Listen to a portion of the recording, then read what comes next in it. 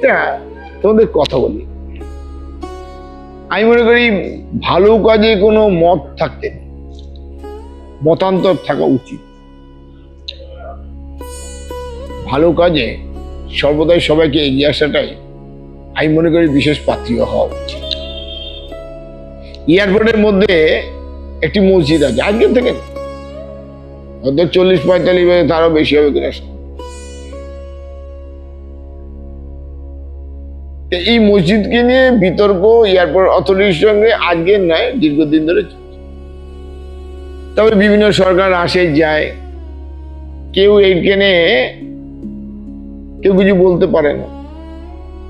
আর যে বলতে যায় তারা ভাবে একটা সাম্প্রদায়িক বিভেদ তৈরি হবে, সাম্প্রদায়িকতার মধ্যে একটা আঘাত আসবে। কিন্তু আগে বুঝতে হবে, যদি ওখানে মন্দির থাকতো কবে দেখলে উঠে যেত, তাহলে মসজিদ কেন? মসজিদটা কি? মসজিদ একটা প্রার্থনা উপাসনা সভা ক্ষেত্র। কার উপাসনা হয় না? আত্মা। আত্মা কার উপাসনা করে না? পরমাত্মা। সেটা আমাকে ওখানেই করতে হবে এমন কোনো কথা? আমি ঘরে বসে করতে পারি, আমি ওখানে করে অন্য স্থানে করতে পারি। কিন্তু কিছু রাজনৈতিক নেতা তারা এইগুলোকে ইস্যু করে নিজেদের আখের গোছাবার চেষ্টা করে বা ভেসে দেখার চেষ্টা করে রাজনীতি।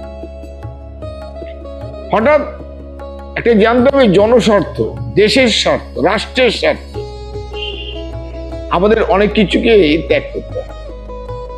রাষ্ট্রের স্বার্থে আমাদের ঘরের ছেলেরা আজকে বর্বের মধ্যে তারা বন্দুক নিয়ে বসে আছে। রাষ্ট্রের স্বার্থে আমাদের ঘরেরই ছেলেরা, মেয়েরা তারা যুদ্ধ করছে। সেখানে কি ভগবান নেই? সেখানে কি আল্লাহ নেই? হ্যাঁ, যেখানে রাষ্ট্রের স্বার্থ জড়িত আছে, রাষ্ট্রের সুরক্ষা জড়িত আছে, আমি মনে করি শুভবুদ্ধি সম্পন্ন সকল মানুষকে এগিয়ে আসতে হবে। এয়ারপোর্ট এমন একটা জায়গা যেখান থেকে বিভিন্ন জায়গার প্লেনগুলো উঠছে নামছে, বা বিভিন্ন মানুষ ভিআইপিরা তারা আসছে, যাদের দিয়ে দেশের কাজ হয়, রাষ্ট্রের কাজ হয়, তারা আসা যাওয়া করে। যখন তখন কোনো একটা ক্রাইম হলেই হতে পারে, কে বলে যে হবে না? কেউ গ্যারান্টি দেবে না।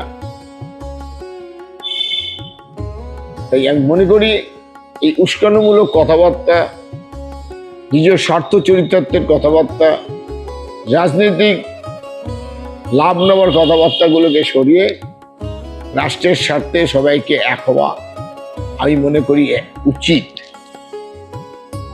এবং সেটাই হওয়া উচিত, এবং সেটাই সবাই এগিয়ে আসা উচিত। যে কেউ যেন রাষ্ট্র বিরোধীর মধ্যে না যায়, রাষ্ট্র বিরোধী যেন কেউ না হয়। যেই ঘরে খাবো, যে ঘরে পড়বো, যে ঘরে সবকিছু করবো, আর অন্য জায়গায় আচাতে যাবো, সেটা কিন্তু না হয়। কারণ যে ঘরে খাচ্ছ সে ঘরে আচাও, অন্য ঘরে আচার দরকার।